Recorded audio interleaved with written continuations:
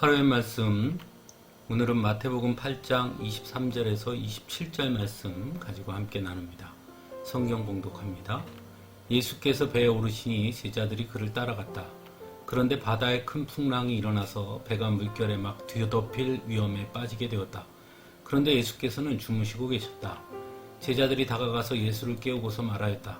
주님, 살려주십시오. 우리가 죽게 되었습니다. 예수께서 그들에게 왜들 무서워하느냐? 믿음이 적은 사람들아 하고 말씀하시고 나서 일어나 바람과 바다를 꾸짖으시니 바다가 아주 잔잔해졌다. 사람들은 놀라서 말하였다. 이분이 누구이기에 바람과 바다까지도 그에게 복종하는가. 아멘. 성도들은 언제나 주님과 동행하는 삶을 살아가기를 소망합니다. 하지만 진정 주님과 동행하는 삶이란 어떤 삶이냐고 물으면 잘 대답을 하지 못하기도 합니다. 그런데도 왜 주님과 동행하는 삶을 소망할까요? 그것은 아마도 주님과 동행하면 만사형통할 것이라고 생각하기 때문입니다. 물론 그 대답은 정답입니다.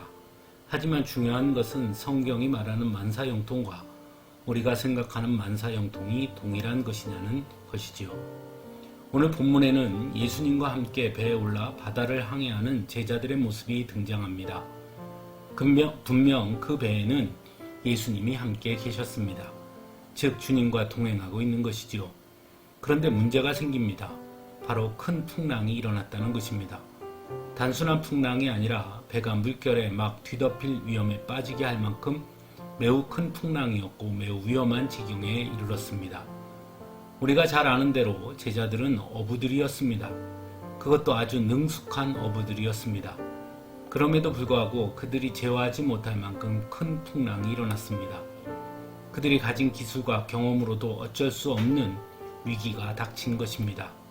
오죽하면 우리가 죽게 되었습니다. 라고 절규할 정도였습니다. 오늘 본문에서 우리는 몇 가지 질문을 갖게 됩니다. 먼저 예수님과 함께 동행하는 길에 왜 이런 어려움이 닥친 것일까 하는 것입니다. 두 번째로는 이런 어려움 속에서도 어떻게 예수님은 주무시고 계실 수만 있느냐는 것입니다. 세 번째는 왜 예수님은 제자들에게 왜들 무서워하느냐, 믿음이 적은 사람들아 라고 말씀하셨느냐는 것입니다. 죽을 지경에 이르렀으니 무서워하는 것이 마땅한 일인데 말입니다. 본문은 우리에게 몇 가지를 가르쳐주고 있습니다. 첫 번째로 예수님과 함께 있다고 해서 삶에 어떠한 어려움이나 문제가 생기지 않는 것은 아니라는 것입니다. 다만 예수님께서 함께 계시면 그 어려움과 문제를 해결해 주신다는 것이지요. 두 번째로 예수님이 주무셨던 것은 예수님은 주어진 상황으로 인해 평안을 잃지 않는 분이라는 것을 보여주고 있다 할 수 있을 것입니다. 왜냐하면 그 모든 상황이 모두 주님의 간섭하심과 주권 아래에 있기 때문이겠지요. 마지막으로 예수님께서 제자들에게 하신 말씀은 곧 주님과 함께 한다는 것의 의미가 무엇인지를 분명하게 가르쳐주고 있는 것입니다. 즉 주님과 함께 한다는 것은 상황이 아니라 믿음으로 가는 것임을 가르쳐주고 있는 것입니다. 사람들은 주님과 함께 한다고 하면서도 상황을 보게 됩니다. 하지만 믿음의 사람은 상황 속에서도 함께 계시는 주님을 바라볼 수 있어야 한다는 것입니다. 그럴 때 하나님은 그들의 문제에 직접 간섭하시고 개입하시는 것이죠.